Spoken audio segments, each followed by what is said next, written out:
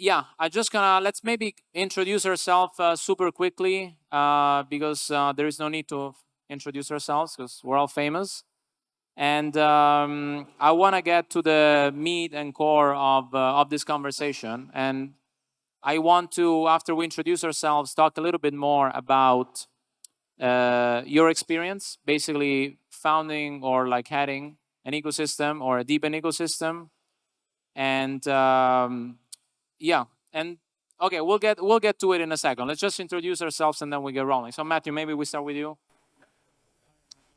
I have the ecosystem at Streamr, and Streamr is a peer-to-peer data streaming technology, and DePIN projects love us because we can basically put them on the right foot to create this data infrastructure for them to sort of be decentralized from the beginning.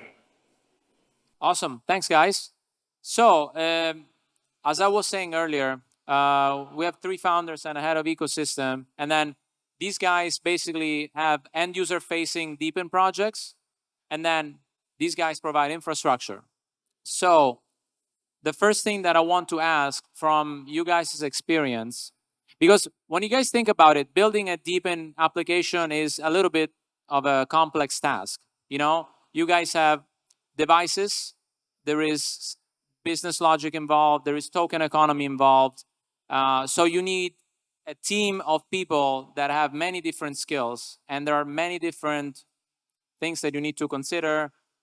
Going to market, building your own prototypes, it's all expensive. So I want to ask maybe first the 3 of you guys, and then we go to Matthew. Some stories of like founding these projects, and maybe emphasize the complexity of building these DePIN projects. Because then I want to talk about maybe how we could switch or how we could think about a modular, more composable infrastructure after that. What we see is especially these, like, call it maybe, I don't know, generation 1 DePIN projects, like the OGs. They basically built their own, the whole product from, you know, if you think about the whole data pipeline of a DePIN project, like basically they build the whole stack that's only for their own use cases. And what we're trying to maybe talk about here is what if instead there was a way of leveraging other pieces of infrastructure, maybe even cross product or across DePIN network, so that it would make it easier for then founders to create their own DePIN projects, and you don't have to like reinvent the wheel every time. But let's go to Nguyen for a second, and yeah, let's talk about that. I mean, you have a pretty successful Web 2 business before Inferix, right? So we went to 2018 with the Web 2 business in city rendering. At that time, we have an editorial rendering platform, but it based on centralized city. Mariela, cloud city for users, designers, studio to render editorial design on our platform.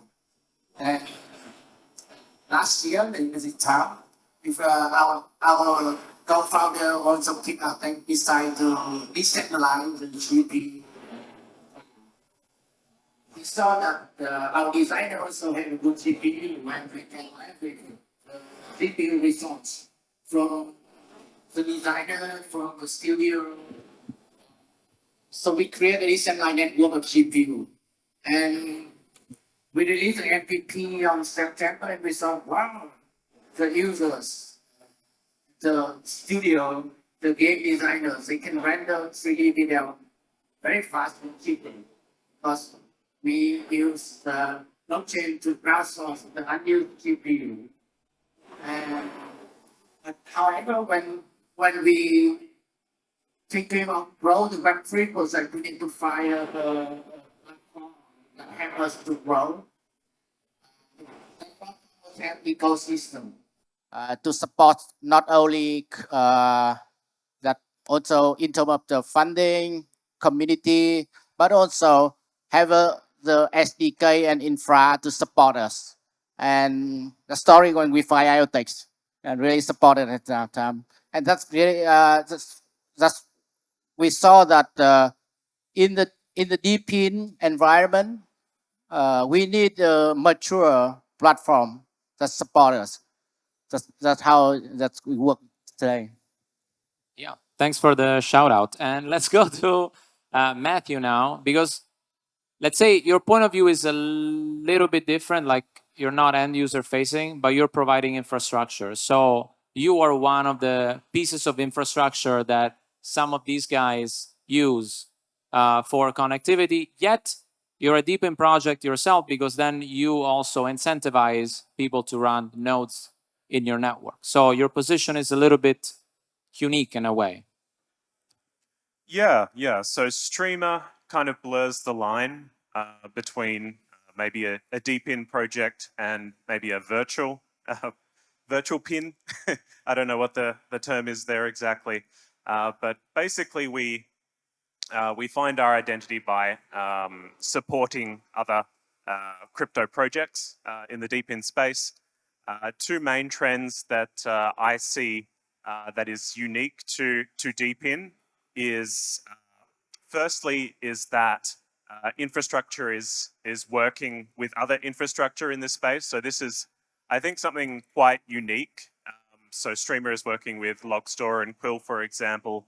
And so now you have a data stack forming for these DePIN projects. So then you have streaming, querying, and storage. And DePIN projects can leverage all of these without kind of going to Amazon or Google and whatnot. And the second interesting trend that I see is that founders are kind of pricing in decentralization quite high. They respect decentralization, which is actually unique, at least in my experience to the space. There is a lot of projects that kind of release a token and kind of create a product and say decentralization will come later. But with DePIN, and I think it's because of the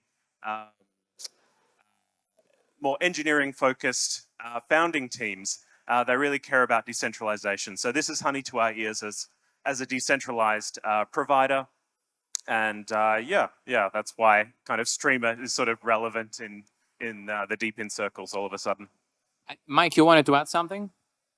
I wanted to ask Matthew, can you stream voice over your network? I remember we looked at it a little bit. It didn't seem like it was really set up for higher speed traffic, but I wanted to understand if that's kind of on your roadmap of infrastructure. Yeah, we have a live voice streaming on Streamr. You can check it out, streamr.network/hub. And we're also video streaming this conference, actually. So yeah, we can do that high transmission very easily. Sweet. All right. So there are a couple more questions that I wanted to ask. I think we have another 15 minutes or so, so we do have time. I wanted to talk about, we touched upon it, right? We talked about modularity, which always makes me think about composability, because as we were saying earlier, with modules of infrastructure, you don't need to build everything from scratch for your own use case, but you can use basically infrastructures that somebody else has built for you. So the whole idea, for example, for what IoTeX is doing is to abstract some of this complexity and allow then developers to use this infrastructure, kind of like what Nguyen was talking about with Inferix. Now, you guys are all pretty mature projects. So the question is, what do you think about this? Like, would you consider in your roadmap then opting for pieces of infrastructure that you have not built yourself? Like, would you trust other infrastructure developers to basically, leverage in your own infrastructure, kind of like what Web2 companies already we do with like so many services, like the way you trust AWS or Google Cloud or etc. Is there a roadmap? Is that something interesting? Do you really care that much? No, we talk about decentralization in a bit, because I have some comments on what Matthew just said. But yeah, let's start with that, and maybe Manos, you start. And yeah, so the short answer is yes. So we want to use whatever is available out there. However, and it's super painful for us to have to develop everything, but we're not going to slow down our roadmap in hope that someone else will deliver what we need. So we have to continue. That means as soon as we're in a position to require something that is not available, we have to build it. So to give you an example, and this is something we've discussed in the previous IoTeX panel as well. I think there should be a DePIN marketplace that focuses on the demand side, on playing, basically exploring new business models around supply and demand. Because the project, any DePIN project is already doing that in one way, in a shape or form, but there are some common patterns that all the DePIN projects, or a lot of them, might have, which is sharing the ownership of the hardware and moving and giving to someone else, transferring the operation. So decoupling ownership and operation. And this is something that we have been preaching in WeatherXM for quite some time now. And we actually recently did it. We did a small project in a centralized exchange in Swissborg 2 weeks ago. And we managed to create an environment where we had 1,700 individuals who paid for the hardware of 2,200 stations that they will not receive. That hardware will go to different people. It will go to developing nations, Africa, Latin America, India, to partners that we choose. Now, to do this management, there's going to be a huge overhead for us. And there should be a platform that could facilitate this. And unfortunately, we are going to build this platform to use it ourselves. And we're obviously going to do the bare minimum to deliver this project. But we wish there was, something like a Gitcoin for DePIN, something that can bring together the demand, the DePIN operators, the DePIN enthusiasts, the DePIN investors, the supply and the demand in one place. And I think it's not so technical challenging. I mean, there are some technical aspects there, but it's just somebody has to or a group of DePIN projects has to decide that we want to pursue this for all of us, and we just should start working on this. Yeah, because it's very true. Like in the industry right now, I mean, you are incentivizing the supply of data with your token, but you also have to deal with working on the demand side for your own data that's produced by your stations. So it then goes back to the first question, like you are basically have to look at your application on like 360 degrees. Like you have to take care of everything. And if that could be sort of like, how do you call it? Offset to, other developers or teams, that would make your job much easier. And maybe we could see like more projects spawning, more DePIN projects. Yeah, I'd like to hear what you guys think about this as well. I don't know, maybe Nguyen, you want to follow up? Yeah, in our platform, in our roadmap also, we will have to decentralize our network in terms of invite developers to develop and our code base in terms of the user base client side. When we currently have 260,000 users in Web 2, and of course we need to upgrade the system very oftenly. And we have a allocate ecosystem fund for the for the decentralized developing process in our platform. And in terms of composability with other system, we currently every system can integrate our platform for the faster rendering. They can embed our platform for their render in a platform. We allow them to do that. Oh, sweet. So a little bit like a Streamr in a way. You provide maybe a service like a B2B and also B2C. Exactly. In a way. Sweet. Right, Mike.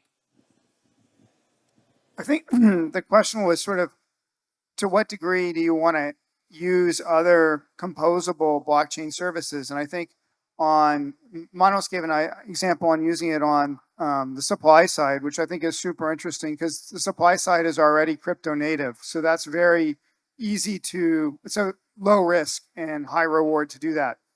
When you look at the demand side, that's typically for a DePIN project, a Web 2 business. So it starts to get more scary to look at decentralized services versus AWS because you're really, that's the product you're selling for effectively money.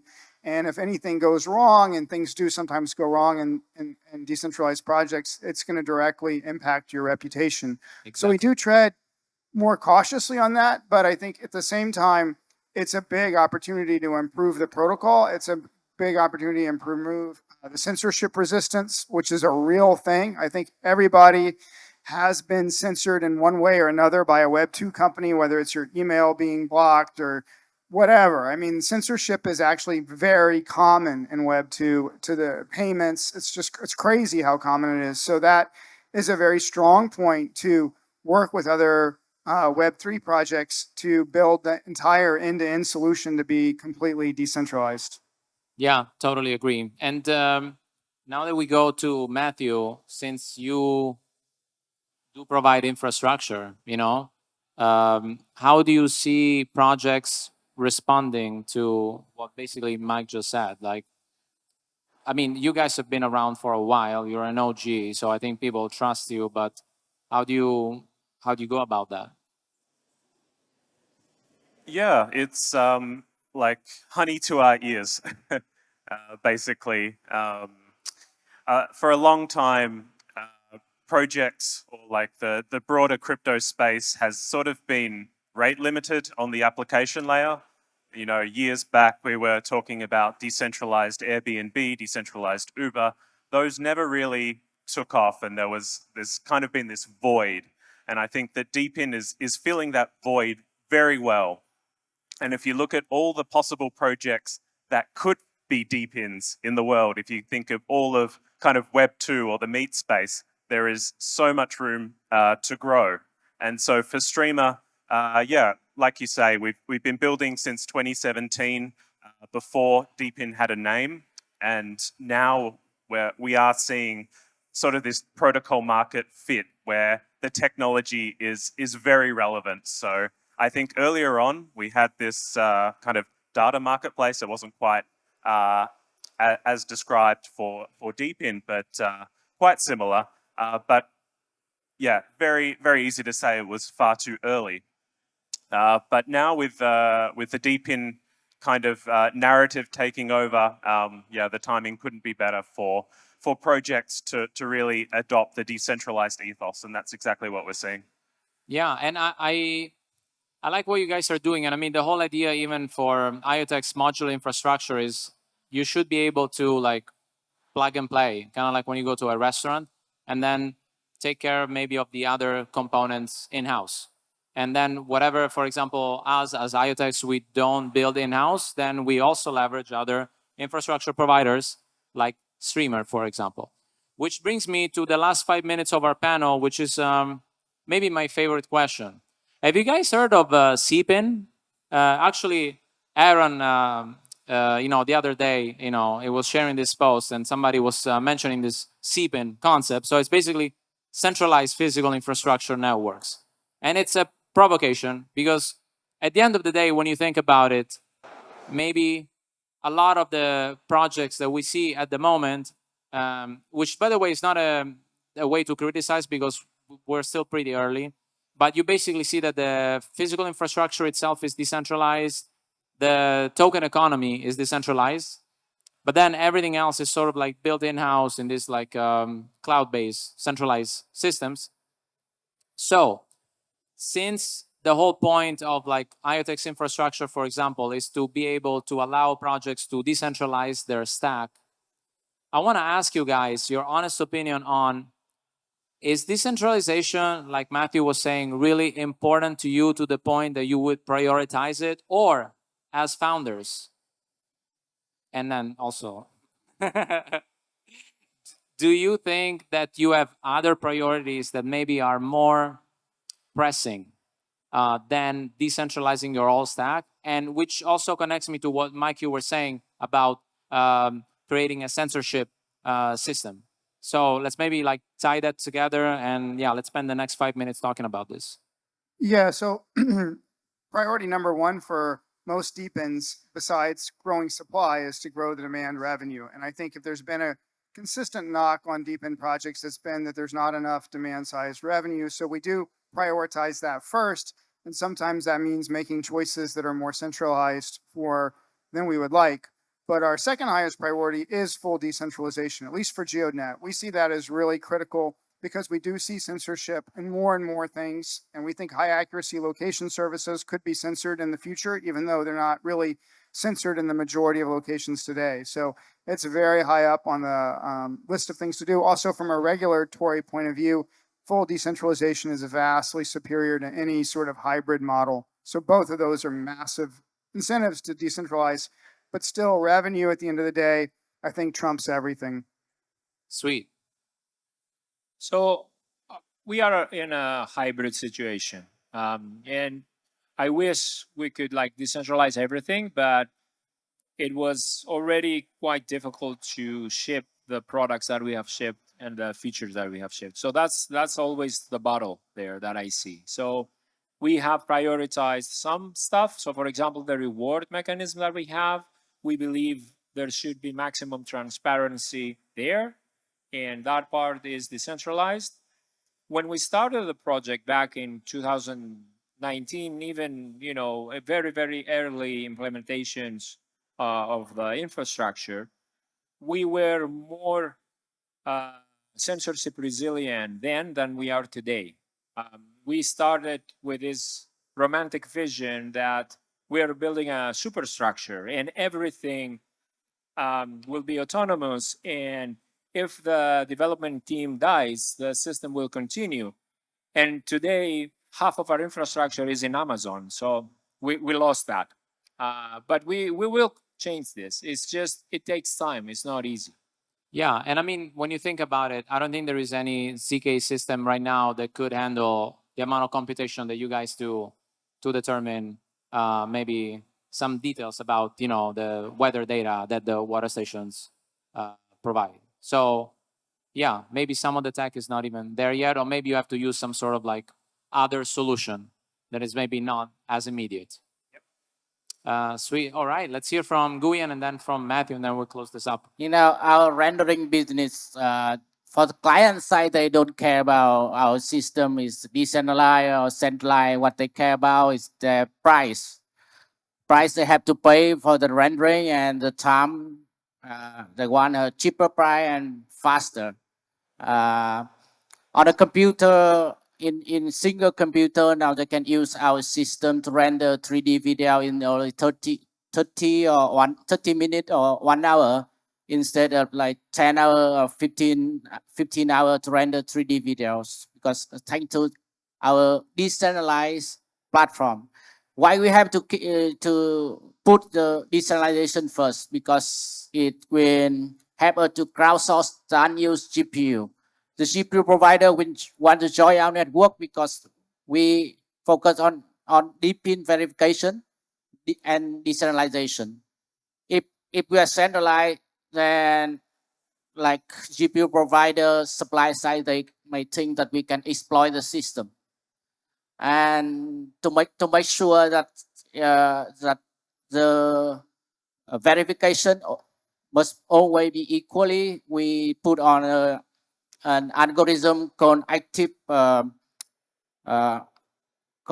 noise algorithm to put into test, and we already released the DePIN verification on our platform to prove to our supplier GPU that we can equally verify the contribute or compute to a system.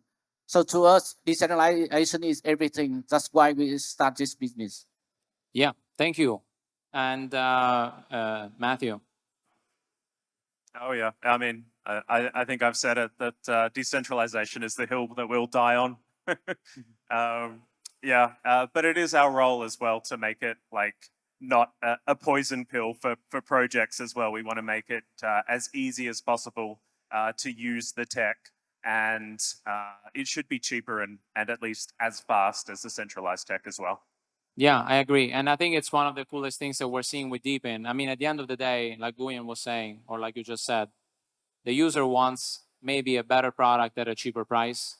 And maybe if we can provide that, and maybe if we can provide that in like areas of the world where it wouldn't come as like a default, like maybe it does for us in the US or in Europe, then we are actually doing something good. So guys, thank you for your time. Thanks everybody for listening in. And I guess it's now time for maybe the next panel. Let me just double check the agenda. No, actually, we do have a presentation by U2U Network. So if U2U can come up on stage, and thank you guys again for joining us.